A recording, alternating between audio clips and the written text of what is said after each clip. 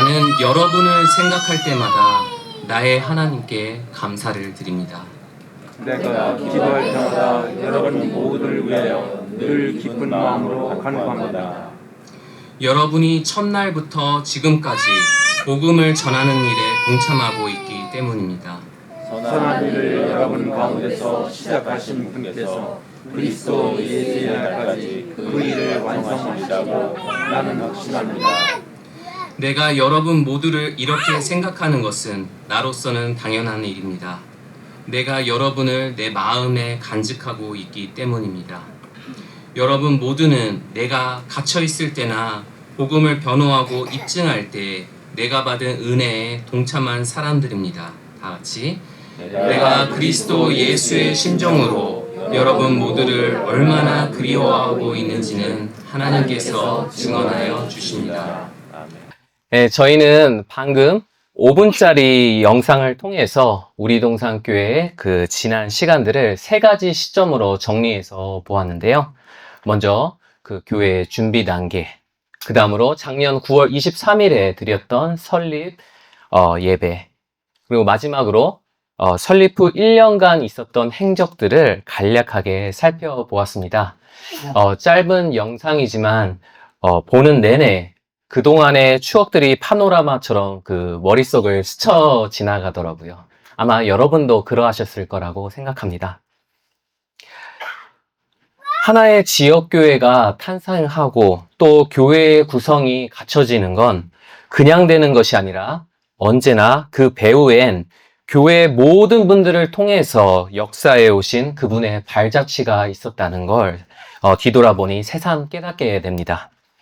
이제 우리동산교회의 한 식구로서 우리가 앞으로 설립 2주년, 10주년, 그리고 더 나아가 마지막 여정길까지 함께 걸어가야 하는데 하나님께서는 지금 이 시점에 우리에게 어떠한 메시지를 주시는지 오늘 본문을 통해서 함께 살펴보려고 합니다. 바울은 오늘 본문 3절부터 8절에 걸쳐서 빌립보 교회에 대해 자기가 느끼고 있는 그 감사와 사랑의 마음을 표현하는데요. 본문 전체를 쓱 한번 훑어보시면 긍정적이고 밝은 내용밖에 없죠. 빌립보 교회가 별 문제 없이 순탄한 상황에 있는 듯한 그런 인상을 줍니다. 하지만 실제로는 정반대였는데요. 7절 후반절을 보면 알 수 있듯이 빌립보 교회의 설립자이자 지도자였던 바울은 당시 수감되어 있는 상태였습니다. 바울이 예루살렘에서 사역하고 있을 때 그를 시기하는 유대인들이 바울에게 누명을 씌웠었죠. 그래서 결국 바울은 체포당했습니다. 그리고 로마로 송치되어서 가택연금, 즉 그 감옥은 아니지만 어떤 주택에 갇혀 쇠사슬에 묶인 채로 재판을 기다리고 있었습니다. 그런데 수감된 지 벌써 수년이 흘렀지만 계속 기다리기만 할 뿐 재판은 언제 열릴 것인지 과연 풀려날 수는 있는 건지 도저히 알 수 없는 상황이었습니다. 인간의 조직이라는 게 지도자가 직접 지휘를 해도 갈등이 생기기 마련인데 교회의 지도자가 멀리 떨어진 곳에 수감돼서 편지만 가끔 주고받을 수 있으니 빌립보 교인들이 안 불안했겠습니까? 또 1장 28절에서 바울은 빌립보 교인들을 대적하는 자들에 대해 말하는데요. 이걸 보면 당시 빌립보에는 크리스천 박해가 있었다는 걸 알 수가 있습니다. 빌립보는 로마 황제에 대한 충성심이 굉장히 강한 도시였는데요. 왜냐하면 당시 로마 황제는 아무리 이방인이더라도 로마 군인으로서 25년 이상 군복무를 하면 로마 시민권을 줬고요. 게다가 큰 토지를 떼어줘서 그 가족이 먹고 사는데 전혀 지장 없게끔 파격적인 대우를 해줬습니다. 로마 황제는 이런 퇴역 군인들을 주로 빌립보 같은 식민지에 정착시켰는데요. 빌립보에는 로마 황제의 은덕을 입은 이런 퇴역 군인들, 지주들이 많으니까 황제 숭배가 얼마나 심했겠어요. 그런데 빌립보 교인들은 황제 숭배를 대놓고 거부했기 때문에 그 도시 사람들에게 공격을 당할 수밖에 없었죠. 아마 매일 집을 나서는 순간부터 돌아오는 그 순간까지 온갖 멸시와 차별을 견뎌내야 했을 겁니다. 게다가 빌립보 교회는 경제적으로도 어려웠었는데요. 고린도후서 8장 1절 2절을 보면 예루살렘 교회가 기근 때문에 고생하고 있었을 때 마케도니아의 교회들이 도와줬다고 합니다. 자기네들도 극심하게 쪼들리면서도 기꺼이 모금해서 도왔다고 하죠. 그런데 그 극심하게 쪼들리던 마케도니아 교회들 중에 하나가 바로 이 빌립보 교회였습니다. 오늘날 우리는 내가 그리스도인이라고 해서 경제적으로 크게 타격받는 경우는 드물죠. 하지만 빌립보에서는 워낙에 황제 숭배와 이교도 문화가 강했기 때문에 기독교 신앙은 단순히 종교에만 국한된 문제가 아니라 내가 먹고 사는 데에도 크고 작은 그런 제약을 각오해야 하는 문제였을 겁니다. 그래서 교인들 대부분이 심한 빈곤에 시달리고 있었죠. 빌립보 교회를 둘러싼 이 모든 상황들을 바라보면 이 교회의 미래는 바람 앞에 등불과도 같았습니다. 교회의 역사도 그리고 성도들 한 사람 한 사람의 신앙 경력도 이제 10년 남짓밖에 되지 않는 이 어린 교회에게 감당해야 할 시련의 무게가 너무나 벅차 보였죠. 8절에서 바울은 빌립보 교인들을 그리워하는 그의 마음이 마치 그리스도 예수의 심정과 같다고 했습니다. 예수께서 민망할 정도로 가엾은 누군가를 볼 때 느끼시는 그 마음을 복음서는 종종 심정이라는 말로 표현하는데요. 심정이라고 번역된 이 말은 헬라어로 스플랑크논입니다. 스플랑크논은 창자라는 뜻을 가지고 있는데요. 한국어에도 창자를 가리키는 애라는 말이 있죠. 몹시 마음이 쓰일 때 애끓다, 또 애간장이 녹는다라고 하죠. 마찬가지로 성경 본문 당시의 사람들도 인간의 가장 깊은 곳에서 본능적으로 우러나오는 그 진실한 감정이 바로 내장에 담긴다고 여겼습니다. 바울은 아무리 돕고 싶어도 도울 수 없는 가엾은 빌립보 교인들에 대해서 스플랑크논, 즉 창자가 끊어지는 듯한 애처로움을 느꼈었던 거죠. 하지만 그렇다고 해서 바울이 빌립보 교회의 앞날을 절망적으로 보았느냐? 그건 절대 아니죠. 6절을 함께 읽겠습니다. 선한 일을 여러분 가운데서 시작하신 분께서 그리스도 예수의 날까지 그 일을 완성하시리라고 나는 확신합니다. 우리가 힘든 상황에 있는 누군가를 위로할 때 자주 쓰는 두 가지 방법이 있죠. 첫째는 상대방의 상황에 대해서 희망을 주는 겁니다. 지금까지 많이 힘들었지? 너무 걱정하지 마. 이제 어려운 일 다 지나가고 곧 좋은 일만 있을 거야. 이렇게 상황이 호전될 가능성에 대해서 낙관적인 이야기를 해주는 거죠. 하지만 바울은 빌립보 교회의 상황에 대해서 전혀 언급하지 않았습니다. 또 두 번째로 우리가 자주 쓰는 위로 방법은 상대방 자신에 대해서 희망을 주는 겁니다. 아마 내가 너였다면 너처럼 잘 견뎌내지 못했을 거야. 지금까지 참 잘해왔어. 늘 그래왔듯이 너는 앞으로도 잘 헤쳐나갈 거야. 라고 고난에 대처하는 상대방의 인격과 지혜에 대해서 낙관적인 이야기를 해주는 거죠. 물론 빌립보 교인들이 보여준 그런 복음에 대한 열정이나 사역 참여가 바울을 기쁘게 한 건 사실이었지만 그게 바울이 찾은 희망의 근원은 아니었습니다. 바울이 주목하는 건 상황이나 사람이 아니라 하나님이었죠. 상황과 사람은 때에 따라서 변덕스럽게 바뀌기 마련이지만 유일하게 하나님만은 어떠한 상황에도 굽히지 않으시고 내 사람들을 위해 일단 한 번 세운 그 선한 뜻은 반드시 관철시키기 때문이죠. 바울은 오직 하나님께만 찾아볼 수 있는 이 희망을 빌립보 교인들에게 가르치고 있는 것입니다. 지금 우리가 직면하고 있는 상황도 성경 본문 당시와 일맥상통하는 부분이 많은데요. 지금 한국 사회에서는 지금이 기독교뿐만이 아니라 모든 종교의 위기라고 불립니다. 어떤 종교도 믿지 않는 무종교인들의 비율이 단 10년 전만 해도 40%대에 머물렀지만 지금은 거의 20%가 높아져서 60%대를 상회합니다. 세계 평균이 15% 정도인데 60%면 정말 심각한 거죠. 종교의 자유가 제한된 그런 공산 국가들을 제외하면 세계에서 홍콩 다음으로 높은 수치입니다.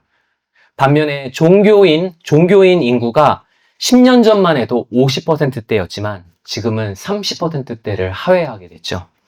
그 원인을 보면 과학으로 증명된 사실만 믿는다는 그런 유물론적인 사고방식 때문이 아닙니다. 현대의 한국인들은 실용적인 것을 엄청 중시하는데 도대체 종교가 지금 나에게 무슨 쓸모가 있는 건지 도무지 와닿지가 않는다는 거죠. 옛날 기독교가 한국 사회에 처음 들어왔을 때는 교회가 참 많은 역할을 감당했었는데요. 가난한 사람들에게 먹을 것과 구호품을 나눠주는 구제 활동을 했고요. 또 교육기관을 세워서 많은 사람들에게 배움의 기회를 줬죠. 또 교회가 각 마을에게 선진 문화를 소개해주고 또 마을의 발전을 도와주는 역할을 했었습니다. 또 무너진 사회 정의를 바로잡는 그런 선도적 역할도 담당했었죠. 하지만 이제는 교회 대신에 사회복지 시스템이 취약계층을 구제하고 또 일반 교회나 사교육 기관들이 가르치고 사회 정의는 법 조항들을 세워서 구현하려고 합니다. 이전처럼 교회의 효용성이 피부로 와닿는 시대가 아니라는 거죠. 또 개신교를 비롯해서 종교계의 부패한 모습들이 매스컴에 집중 보도되면서 종교의 사회적 이미지가 실추된 원인도 크다고 합니다. 한국 개신교는 10년 전까지만 해도 성도 수가 한국 전체 인구의 20%대를 상회했지만 이제는 15% 이하로 떨어졌고 지금부터 8년 후 2032년에는 10%까지 내려간다는 것이 전문가들의 분석입니다. 이 15% 이하의 현재 개신교 인구 중에서 약 10%가 기독교라고 좀 분류하기 어려운 그런 이단 그룹에 속하고요. 또 그들을 그러면은 거기서 제외하고 나서 그 안에서 또 약 30%가 가나안 성도입니다. 무슨 뜻인지 아시죠? 가나안을 거꾸로 하면 안 나가입니다. 즉 나는 크리스천이지만 교회엔 안 나간다는 성도들이 30%입니다. 그럼 또 그 30%를 제외하고 또 그 안에서 15%는 코로나 팬데믹이 일어나고 또 지금 팬데믹이 끝났는데도 회복되지 않는 그 예배 인구가 15%죠. 그리고 그 15%를 제외하고 나머지가 현재 교회에 다니고 있는 순수한 출석 인원이니 한국 교회에 있어 참으로 어려운 시기임에 틀림없죠. 예전에는 어려운 건 중소교회뿐이지 대형 교회는 별 문제 없다라는 의견도 있었는데요. 실제로는 그렇지 않습니다. 이건 한국 지금 현재 최대 교단인 장로회 통합의 통계이지만 다른 교단들도 전체적으로 이와 비슷한 추세를 보일 거라 예상합니다. 교회 사이즈별 증감을 보시면 아시겠지만 제일 밑에 있는 교인 수가 3,000명 이상인 대형 교회의 교회 숫자가 근 10년 사이에 34.5%가 줄었죠. 그 위에 있는 중형 교회들의 하향세도 두드러집니다. 그런데 상단 오른쪽을 보시면 아시겠지만 무엇보다 눈에 띄는 건 이 30명 이하의 교회 숫자가 근 10년 사이에 86.7% 증가했죠. 교회가 전체적으로 다 작아져서 현재 개신교 전체의 약 40%의 교회들이 성도수 30명 이하의 형태로 유지되고 있다는 것입니다. 소형교회를 섬기는 목회자들에게 물었습니다. 당신은 교회의 존립을 걱정한 적이 있습니까? 네. 성도수가 100명 이하, 30명 이상인 교회 목회자들 약 70%가 그렇다고 답했고, 또 30명 이하의 교회의 목회자는 약 80%가 교회 존립을 걱정한다고 대답했습니다. 그리고 존립을 걱정하는 목회자들 중 절반이 근 10년 이내에 자기네 교회의 존립 위기가 닥칠 것이라고 예상합니다. 이전에는 교회가 개척되면 어느 정도는 성도 수가 자연히 채워질 거라고 예상할 수 있었던 시대가 있었죠. 하지만 이젠 교회의 그런 팽창 시대는 지나가고 수축의 시대를 넘어서 절반 이상의 교회들이 존립을 고민하게 됐습니다. 개척교회, 미자립교회를 섬기시는 목회자 부부는 교회 유지와 최소한의 생활을 위해서 또 하나의 직업을 감당해야 하기도 하고 또 기존의 상가인데가 아니라 경제 부담이 적은 공간 렌탈을 모색하기도 합니다. 하지만 이제는 이마저도 드물어질 거라 하지요. 이전에는 신학생들로 넘쳐나던 그 신학교들도 이제는 한 군데도 예외 없이 전부 다 정원수에 비해서 크게 미달이 나고 있습니다. 모든 교단들이 단 10여 년 안에 심한 목회자 부족 현상이 닥쳐올 것이라고 예상하고 있죠. 지금까지 한국교회의 현 상황에 대해 말씀드렸는데요. 아마도 들으시면서 지금 저희 교회가 어디쯤에 놓여져 있는 건지 느낌이 오셨을 거라 생각합니다. 우리는 앞으로 이 험한 길을 어떻게 걸어가야 할까요? 스위스의 신학자 칼바르트는 한 손에는 성경을, 다른 한 손에는 신문을 이라는 명언을 남겼는데요. 우리는 하나님께서 성경을 통해 알려주시는 진리를 분명히 알아야 하고 동시에 우리가 살고 있는 세상의 실상을 제대로 이해해야 한다는 것이죠. 우리는 분명 복음을 제대로 알아야 할 뿐만이 아니라 이 시대의 흐름과 또 교회가 위치하고 있는 이 지역사회의 특성을 제대로 반영한 전략을 가지고 섬겨나가야 할 것입니다. 재정적으로도 필요한 그런 사역에 적절히 사용하면서 교회가 유지 가능하도록 최대한 현명하게 지출해야 하죠. 하지만 동시에 우리가 잊지 말아야 할 사실은 결과는 오롯이 하나님께 맡겨야 한다는 것입니다. 현재 근 10년 이내에 문 닫게 될지 모르는 교회들이 수없이 많은 가운데 대다수 교회가 간절히 바라는 결과는 성도 수가 증가하는 것과 또 그로 인해서 재정이 호전되는 것이겠죠. 처해 있는 상황상 당연하고 또 자연스러운 바람이지만 그리 아니하실지라도 라는 여지에도 우리의 마음이 열려 있어야 합니다. 교회의 역사를 보면 그리스도인들이 교회의 위기 모면과 자기 생존을 교회의 목적으로 삼았을 때 교회는 늘 본질로부터 멀어지고는 했습니다. 교회를 둘러싼 세상의 상황들은 때때로 교회의 존립 자체를 위협하며 타협을 요구하죠. 너희가 먼저 살아있어야, 너희가 유지되고 있어야 하나님의 일이든 뭐든 이루어질 것이 아니야 라고 합니다. 제2차 세계대전 때 나치 정권 앞에 독일 교회가 그러했고 또 일본 교회가 그러했습니다. 그들은 처해 있는 위기 상황을 모면하고 자기들이 존립하는 것을 우선했기 때문에 사람을 짐승처럼 대량 학살하는 그 어두운 시기에도 교회로서 복음을 선포하지 못하고 침묵하며 오히려 동조하게 이르렀었죠. 머리 대신 그리스도를 따라가는데 철저하게 실패하고 만 것입니다. 물론 우리는 그때와는 다른 종류의 위협을 마주하고 있지만 상황은 비슷한 면이 많습니다. 우리가 매주 이렇게 모이고 예배하며 교제하는 목적이 신앙적인 이유가 아니라 단순히 이 교회를 생존시키고 유지시키기 위해서가 된다면 우리는 자기도 모르는 사이에 하나님은 우리의 교회를 통해서만 일하실 수 있다고 잘못된 전제를 깔고 마는 것이죠. 하나님은 이 교회, 우리 동산교회의 흥함과 건재함을 통해서도 일하시지만 이 교회의 쇠함과 사라짐을 통해서도 일하실 수 있는 분이십니다. 우리 가운데서 시작하신 그 선한 일의 성패를 결정짓는 주체는 우리가 처한 상황이나 우리 자신이 아니라 바로 하나님이십니다. 우리는 그저 그분이 때에 맞게 사용하시는 질그릇인 것이죠. 그러므로 우리는 눈앞의 상황에 끌려가기보다 지금 이때에 우리 모두를 우리동산교회로 모으신 그분의 뜻에 감사하며 그분의 복음을 듣고 살고 전하는 본질에 충실하면 되는 것이죠. 완성은 우리가 아니라 하나님이 하십니다. 바울은 좋은 상황이 1도 없는 가운데 하나님 중심의 관점으로 빌립보 교회를 바라봅니다.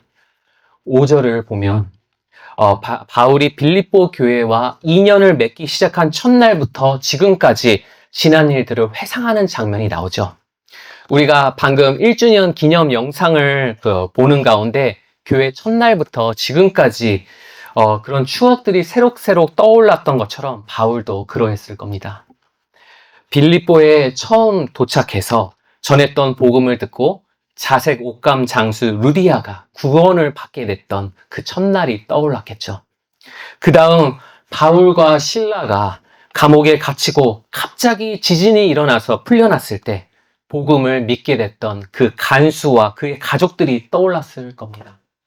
그렇게 시작된 빌립보 교회는 어느새인가 적지 않은 숫자의 무리가 되어 있었죠. 그리스도를 통해 건짐을 받았던 그 첫날부터 예측 못한 수많은 상황들이 일어나 그들의 앞을 가로막으려 했지만 지금껏 10여 년의 세월 동안 성령은 멈추지 않으시고 그들의 구원의 역사를 이끌어 오셨음을 바울은 잘 알고 있었습니다. 그리고 하나님께서는 앞으로도 자녀 삼은 자들의 모든 여정과 아직 전개되지 않은 모든 선한 역사를 완성시키실 걸 확신하기에 바울은 그들을 위해 기도할 때마다 참 기뻤던 겁니다. 바울이 느꼈던 이 기쁨은 빌립보서에서 총 16번이나 언급될 정도로 굉장히 중요한 주제인데요. 빌립보서의 기쁨은 간단하게 정의하자면 하나님과의 관계에서 오는 영적인 평안입니다. 이 기쁨에는 두드러진 특징이 하나 있는데 그건 바로 외부 상황에 영향을 받거나 외부 상황에 의해서 절대 흔들리지 않는다는 기쁨인 것이죠. 우리가 느끼는 대부분의 기쁨은 상황이 좋을 때 나를 하하호호 웃게 하고 상황이 안 좋아지면 언제 그랬냐는 듯 사라져버립니다. 하지만 바울이 말하는 기쁨은 죽음도 높음도 기쁨도 절대 끊을 수 없는 하나님의 사랑에 뿌리박고 있습니다. 그래서 주 안에서 항상 기뻐하라 라는 이 빌립보서의 말씀이 여기서부터 나온 것이죠. 바울은 자기를 붙드시는 하나님의 사랑이 동일하게 빌립보 교인들을 붙잡고 계심을 알고 있었기에 그들의 처지를 한없이 불쌍히 여기면서도 동시에 기뻐할 수 있었던 겁니다. 하나님은 이처럼 우리로 하여금 상황이 아니라 상황을 다스리시는 그분을 중심으로 인생의 여정을 바라보게 하십니다. 여러분이 지나오신 길들을 그분을 중심으로 뒤돌아볼 때 여러분의 마음에는 어떤 추억들이 떠오르십니까? 여러분 인생에 예수님을 처음 인격적으로 만났던 그 첫날을 기억하십니까? 그때로부터 지금까지 차마 다 헤아릴 수 없는 수많은 상황들이 있었을 겁니다. 내가 원하던 대로 오르막길을 오르며 흥할 때가 있었을 것이고 그와 반대로 내리막길을 걸으며 쇠하던 때도 있으셨겠죠.